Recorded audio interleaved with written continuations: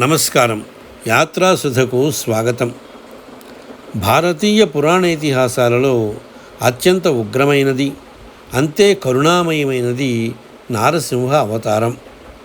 ఎక్కడ వెతికినా అంతటా ఆయనే ఉంటాడు అని ప్రహ్లాదుడు చెప్పిన మాటకు నిలువెత్తు సాక్ష్యం అహోబిలం. ఆంధ్రప్రదేశ్లోని నంద్యాల జిల్లాలో నల్లమల పర్వత శ్రేణుల మధ్య గరుడాద్రి, వేదాద్రి అనే శిఖరాల నడుమ వెలసిన ఈ మహాక్షేత్రం విష్ణుమూర్తి 4వ అవతారమైన నరసింహస్వామికి నివాసం.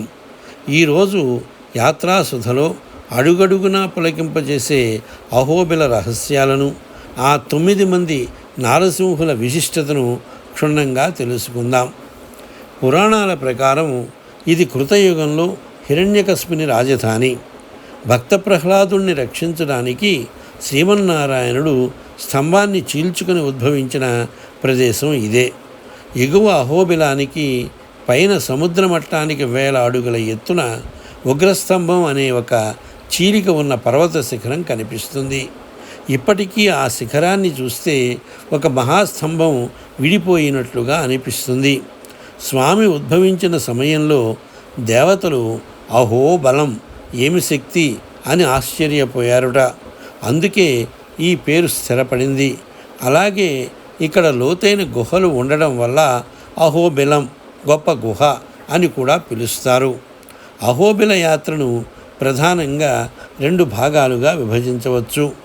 ఒకటి దిగువ అహోబిలం, రెండోది అత్యంత కష్టతరమైన ఎగువ అహోబిలం. నవనారసింహులలో ప్రథమంగా ఉన్న జ్వాలా నరసింహ క్షేత్రం ఎగువ అహోబిలంలో ఉంటుంది. ఇక్కడే స్వామి హిరణ్యకశిపుని సంహరించారు. ఇక్కడ ఉన్న రక్తగుండం ఇప్పటికీ ఎర్రగా ఉండడం విశేషం. తరువాత వరుసగా అహోబిల నరసింహుడు, ఆయన ప్రధాన ఆలయంలో కొలువై ఉన్నాడు. ఈ స్వామిని ఇక్కడ ఉగ్ర నరసింహుడు అంటారు. స్వామి స్వయంభువుగా వెలిసిన ప్రదేశం ఇది. కొండ తొలిచిన సహజ సిద్ధమైన గుహాలయం ఇది. మాల్యోల నరసింహ, ఇక్కడ స్వామి లక్ష్మీదేవితో కలిసి ప్రసన్నంగా ఉంటారు. ఈ కొండపై ఉండే ప్రకృతి దృశ్యాలు కన్నుల పండువగా ఉంటాయి.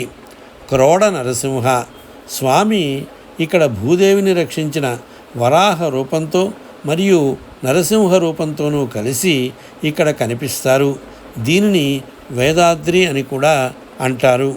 కారంజ నరసింహ, హనుమంతుడు ఇక్కడ తపస్సు చేసి రాముడిని చూడాలని కోరగా స్వామి ధనస్సు పట్టుకున్న నరసింహ రూపంలో దర్శనమిచ్చారట.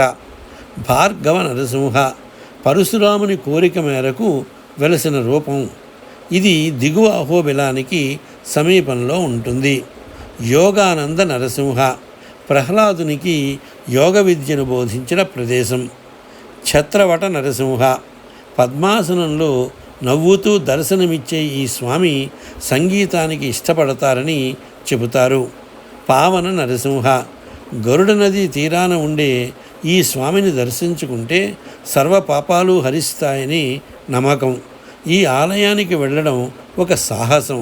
ఇక్కడికి వెళ్ళే మార్గం అత్యంత కఠినమైనది. అహోబిలం కేవలం భక్తి మార్గమే కాదు, శిల్పకళా నిలయం. దిగువ అహోబిలంలోని ఆలయ మండపాలు విజయనగర శిల్పకళా చాతుర్యానికి నిదర్శనం. ఇక్కడి స్తంభాలపై చెక్కిన శిల్పాలు జీవం ఉట్టిపడేలా ఉంటాయి. విజయనగర రాజులు, ముఖ్యంగా శ్రీకృష్ణదేవరాయలు ఈ క్షేత్రాన్ని ఎంతో అభివృద్ధి చేశారు. ప్రతాపరుద్రుడు వంటి మహారాజులు ఈ క్షేత్రాన్ని దర్శించి అమూల్యమైన కానుకలని సమర్పించారు. పూర్వం ఆదిశంకరాచార్యులు ఇక్కడికి వచ్చి లక్ష్మీ నరసింహ కరావలంబ స్తోత్రం రచించారని చరిత్ర చెబుతోంది. కొండ భైభాగంలో ఉగ్రస్తంభం ఉంటుంది. స్వామి ఉద్భవించిన స్తంభం ఇదేనని చెబుతారు. అక్కడికి చేరుకోవడం సాహసంతో కూడుకున్న పని అయినా అక్కడ నుండి చూస్తే నల్లమల అందాలు పరవశింపజేస్తాయి. ప్రకృతి ఒడిలో ఆధ్యాత్మికతను వెతుక్కునే వారికి అహోబిలం ఒక స్వర్గం. ఈ యాత్ర మీ మనసుకు ప్రశాంతతను, ఆత్మకు బలాన్ని ఇస్తుంది. మీరు కూడా ఈ పుణ్యక్షేత్రాన్ని దర్శించి ఆ నవనారసింహుల కృపకు పాత్రులు కావాలని కోరుకుంటున్నాం. ఈ వీడియో మీకు నచ్చితే లైక్ చేయండి, షేర్ చేయండి. మరిన్ని యాత్రా విశేషాల కోసం యాత్రాసుధను సబ్స్క్రైబ్ చేసుకోండి.